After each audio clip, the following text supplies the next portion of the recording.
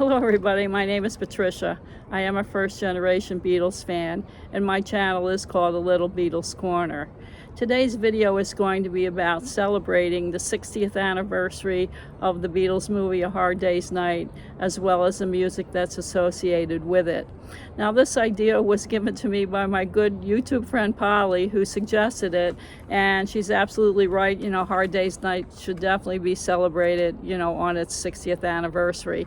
Hopefully we'll get a box set out of this eventually, or maybe this year. Anyway, I want to thank Polly for that, and before I get started, I want to just thank everybody who has subscribed and supported me. I've grown a lot. I've gotten some UK people from first generation, which is great, and the Australian person reached out, and I had so many views on my last video. I think I got shot into YouTube outer space somehow, but anyway, I hope you enjoy this space as much as I do, and I hope today's video will be entertaining to some extent. So alright, I'm going to try to get started now.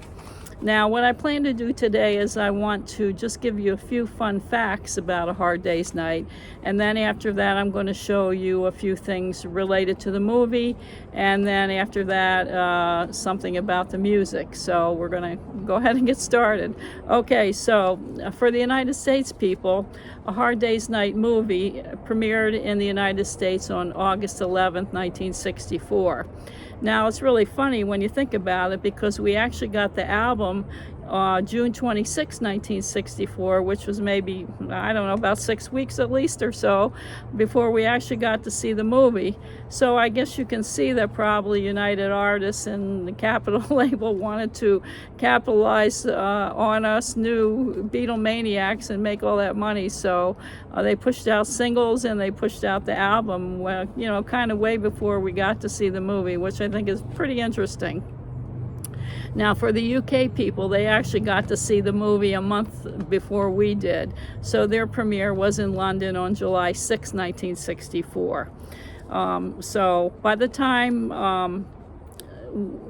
the Hard Day's Night movie came out for us, there was already, #1 album and singles off of that. So, pushing that music out early did pretty well for everybody. Now, Hard Day's Night 37th Academy Awards received 2 nominations. One was for the best screenplay by Alan Owen, and the other was for the musical score by George Martin. However, neither of those won anything as far as Academy Awards that year. Apparently, the best screenplay was a movie called Father Goose, and the musical score best movie was for My Fair Lady, which I guess is fair because it was a terrific movie. So anyway, they didn't win anything, but the Grammys came along, and Hard Day's Night was the song that kind of propelled them into winning a Grammy, because they got the Grammys, 2 of them at that time, one for the best performance from a vocal group, and the other one was for the best new artist. So they took home their first 2 Grammys of their career, which is pretty cool. Now, for the United Kingdom people, there was a BAFTA award in 1965, BAFTA, which I guess is similar to our Academy Awards, and they were given an award for promising newcomer to film. So at that point, they started racking up, quite a few awards, I would say, around A Hard Day's Night. Now, going back to the United States time, it's kind of important to note that, American audiences really did not see the Beatles since February 1964, when they came for Ed Sullivan and Washington Coliseum and all that stuff. But, so there was a big kind of a gap or a lapse in our having any ability to really see them. And so when they came back on tour, they actually started in August, a week after the Hard Day's movie came out. So the Hard Day's Night movie was really important, because we finally got to see them live, so to speak, as often as we wanted to, if we stayed in the movie theater all day to watch it over and over, which we did. So that was something really special at that time for us. It was like the best thing ever. So anyway, A Hard Day's Night was also recognized for its significance in the film industry, and it was added to be preserved by the U.S. National Film Registry in 1999. Also, Time magazine named A Hard Day's Night one of the 100 most great, one of the 100 greatest films of all time, and they did this award 40 years after, which was like 20 years ago. So that's pretty cool. Now in 1984, we finally got to have our own home video copies, so we could watch it whenever we wanted, which was really great. So anyway, so that's a couple of the fun facts that we're going to talk about today. Now, first thing I'm going to do is just show you a few things from A Hard Day's Night movie that I have handy. And the first thing is a copy of the paperback. So it's the first printing. Now I'm going to actually put this on my reading list, and because I want to see what it's all about, because I really don't remember. Now, they were getting advertised for Hard Day's Night over in the UK too. This is the Beatles, book number 10 for May 1964. So pretty much this whole thing has to do with A Hard Day's Night.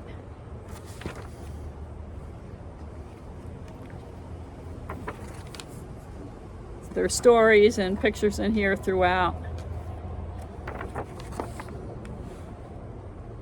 So they were getting advertised for Hard Day's Night through magazines. Now I have another magazine here, which is like what they call a souvenir magazine.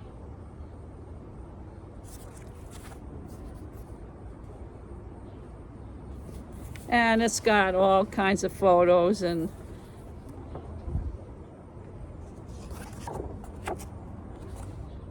from the movie. More photos and stories, but it was about, the filming of it and everything. So that's kind of a nice little collector's piece to have.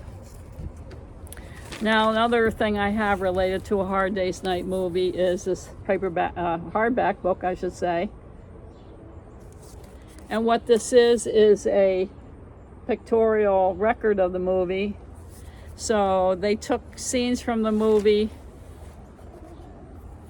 individualized the scenes, and then the dialogue went along with the movie. So this book has the whole dialogue of A Hard Day's Night in it. Not that we need it, because we already know everything about A Hard Day's Night dialogue, haven't seen it, more than once.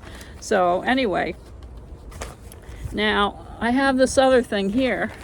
This is like a billboard advertisement for 1964, which maybe you want to just read that corner there.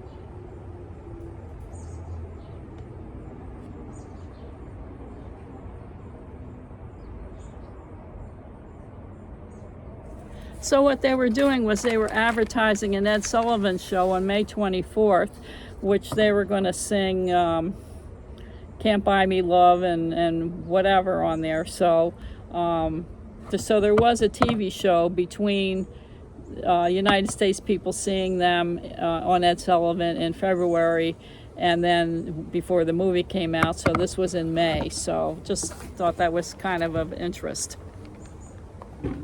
Now, as far as movie memorabilia goes, I have a couple of things. The first thing I'm going to show you is a falling apart Hard Day's Night press kit. And so here it is.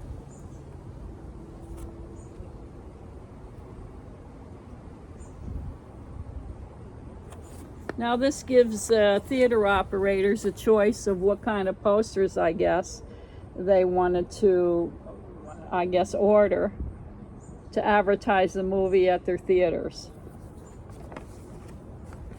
And there's quite a few of them, so I don't know whether they were all in print at one time or not, because there's actually a lot I've never seen looking at this, so it'd be interesting to know from a collecting point of view. I'll just show you this page here.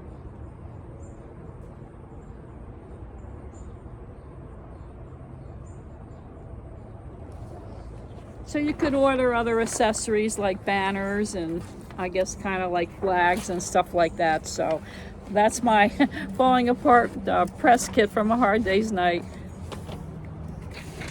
Now I have one United States lobby card from A Hard Day's Night, so I'm going to show you that now.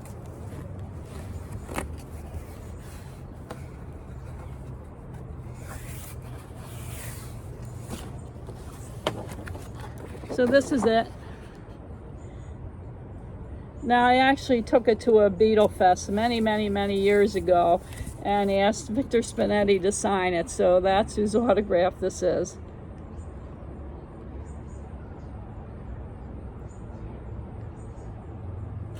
Now from a collecting point of view, I don't know whether that's a good idea or not actually, but it seemed like a good idea at the time.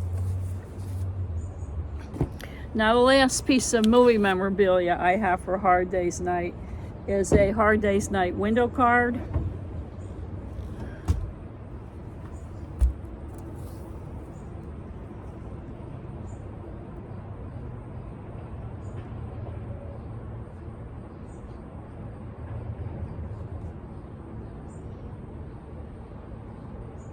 Now look on top, underneath the matting, the poster continues on, and there's actually a blank space underneath the matting where the theater operator would write the times that the movie would be shown in their theater.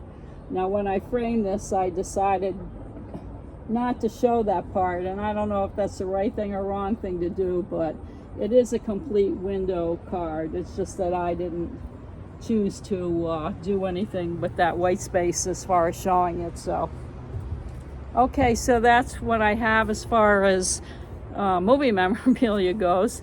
Now the next thing I just want to say is I was going to drag out my Hard Day's Night albums, which I have quite a few of, but then I decided to do something a little bit different and focus on the 45s that were put out over the years for these associated Hard Day's Night songs. So that's what I'm going to do today. Now there's this book here by Bruce Spicer. This is volume 1, and it's about all the Capitol 45s that came out.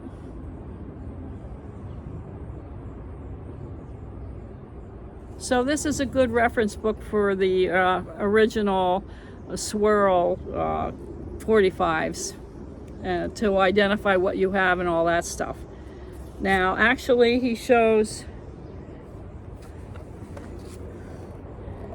the billboard ad that I just showed you, which I think is kind of cool. And he actually says that there were only 3 different 45s put out. Now I'm going to say 4 because Can't Buy Me Love is in there, and so to me I'm counting 4 different 45s associated with A Hard Day's Night, although he says 3. So anyway, so it's a fabulous book just to learn all about the first printing or whatever about Hard Day's Night. And then here's, so each 45 has all the identifiers. Here's If I Fell. So you can figure out what pressing you have, whether you have an East Coast pressing or a West Coast pressing. And then I'll just show you one more page, which is the actual Hard Day's Night page.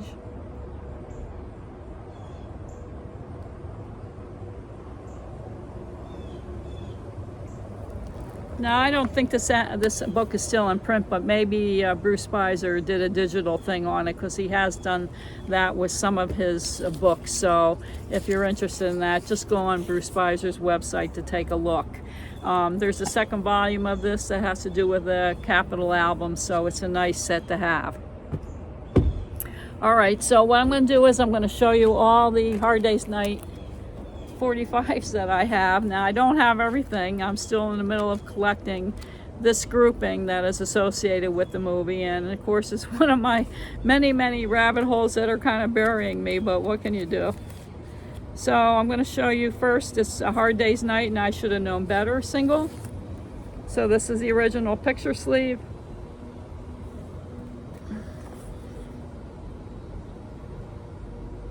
And these are going to all be East Coast sleeves that I have because they're straight across both sides. The West Coast sleeves have like a notch or indentation on one side, and that's what the difference is. But I don't have any West Coast sleeves that I'm going to show you. So, but that's one of Bruce Spizer's identifiers. Now actually, this is a West Coast pressing with an East Coast picture sleeve. So there it is. And then the B side, I Should Have Known Better. Now I should try to get another picture sleeve that goes with it, but so far it has to be the way it is. I have a couple copies, so. And now I have a 1988 pressing, which is called Purple Capital. And this is A Hard Day's Night there. And the B side, of course, I Should Have Known Better.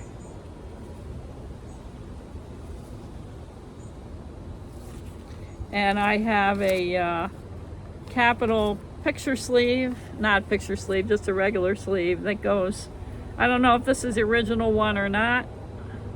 There's quite a few different Capital outer sleeves, which I will show you along the way. So at some point I think I need to figure out what sleeve goes with what record, make my life a little more complicated, you know. Now I'm going to show you A Hard Day's Night on orange Capital, which is in the 70s sometime, I think, like mid to late 70s, I think.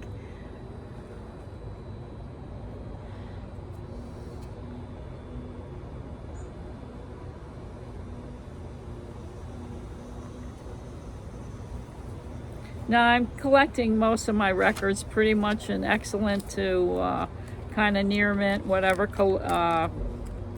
condition. So 90% of these records I'd say are pretty minty. And so here's another different sleeve, which I have no idea of the year that they put out this kind of sleeve, and it's the same on both sides.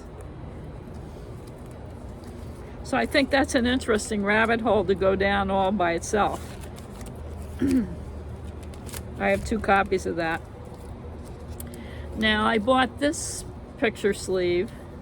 It's actually from the Netherlands, which I don't buy very often, like records from other countries, because it's just too much. You know, I collect United States, UK stuff, and I go as far as Japan for albums and maybe like the Japanese CDs and stuff. But other than that, I don't collect other countries like some collectors do. But I like this photograph, and that's the reason I bought it.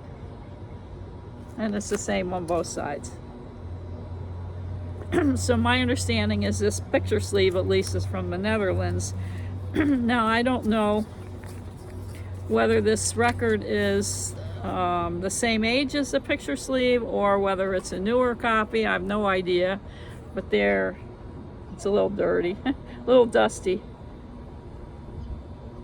Now on this side they made B-side Things We Said Today, which is a little bit of a different thing. So that's my Parlophone, maybe Netherlands record. Now I have A Hard Day's Night on the Apple label. Excuse me. So there it is.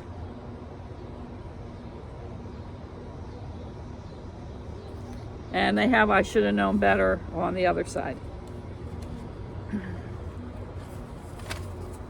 And then, excuse me, there's a beat up Apple sleeve that goes with it. Now the next Hard Day's Night 45 I'm going to show you is the Jukebox 45, 1994. And it's one of the color vinyl series. They have 2 series, which I'm trying to collect them. And there's the B-side. So that's a 1994 record.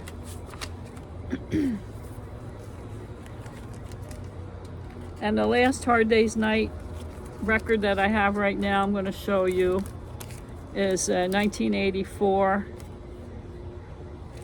picture disc. And it says the things we said today for the B-side. So I guess they went back and forth on using things we said today. So that's all the records that I have for a Hard Day's Night.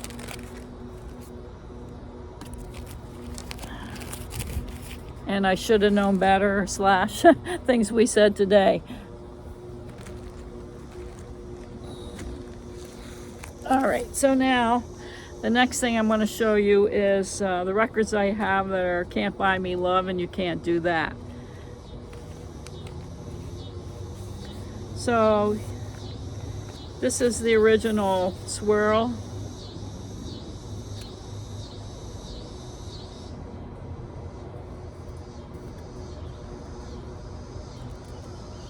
It's very hard to get these swirls in good condition now because everybody played the heck out of them way back when. And I don't have the picture sleeve for this either because I think it's a more rare sleeve, so I don't have it. But I have a different Capitol sleeve I'm going to show you that I have with it right now. So you can see they put out a lot of different Capitol sleeves over the years. Now the next one I'm going to show you is a purple Capitol, what they call a Starline Capitol, and that's from 1988.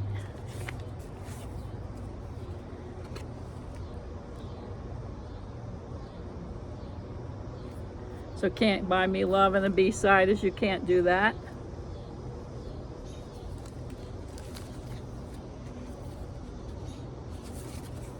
And I have a Starline, Capitol Starline sleeve that goes along with it.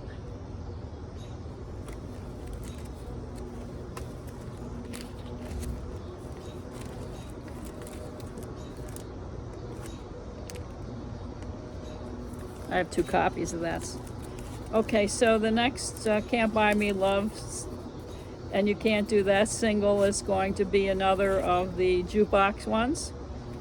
And so there it is on green vinyl, 1994.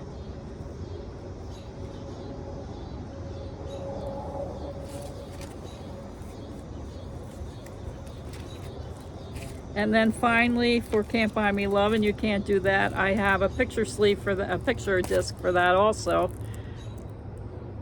So that's the front. And this is 1984, as well as the other one was 1984.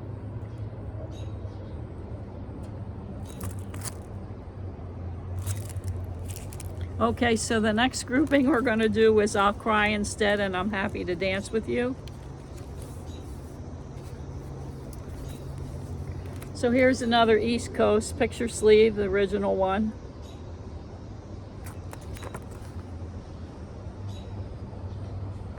And I think Des O'Hoffman did most of these early photos for a lot of these records, so I think he must have made a lot of money doing that. And here is I'm Happy Just to Dance with You. And then here's I'll Cry Instead, which was written for the movie, I think, and never made it onto the movie because, was it Walter Shenson didn't like it or something? Or maybe Victor Spinetti didn't like it? I'm not quite sure which person didn't like it, but it got cut from the movie, even though they recorded it for the movie. Now I have a, a mono purple Capitol 1988. This is also Starline. That's I'll Cry Instead, and there's the A side. I'm Happy Just to Dance with You.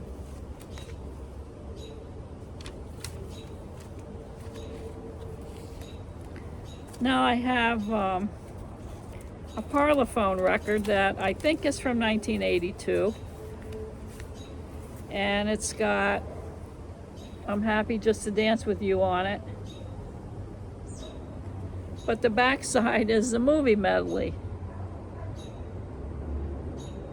So I don't really have a lot of knowledge at all about that, but here's a movie medley picture sleeve.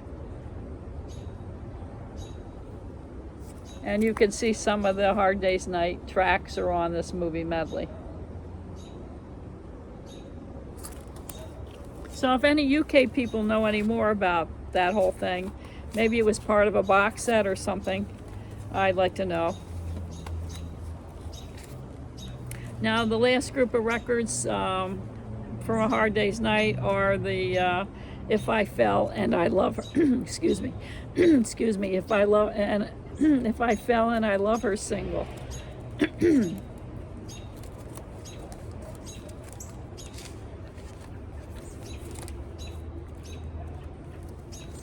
So there's another East Coast picture sleeve. I'm pretty sure that's all Deso Hoppin' photos. And then here's the original swirl.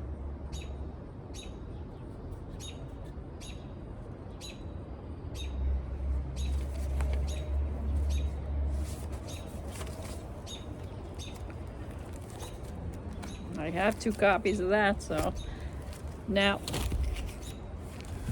the next thing I'm going to show you is a Blue Star Line record, which is the only one I have for this grouping of what I'm trying to do, putting together the Hard Day's Night 45s. So this is from 1981, and there's If I Fell, and there's the B-side, And I Love Her.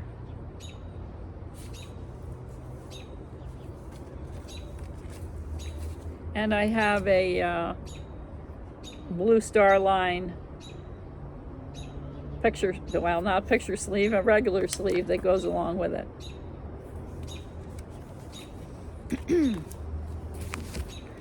Now the last record I'm going to show you is a different purple capital, not a Starline series, but like a more regular series, I guess. And this one is from 1978, I'm pretty sure. And so the label is purple, but it is different. And there's the B-side. So I still have a lot more of these to collect. I need more of the apple ones, more of the orange ones, and I need the Target label ones, which I don't have, so I still have quite a few to get. So anyway, that's my collection so far of the 45s related to A Hard Day's Night, and I hope this video was interesting, and I appreciate you all watching, and as always, Beatles forever.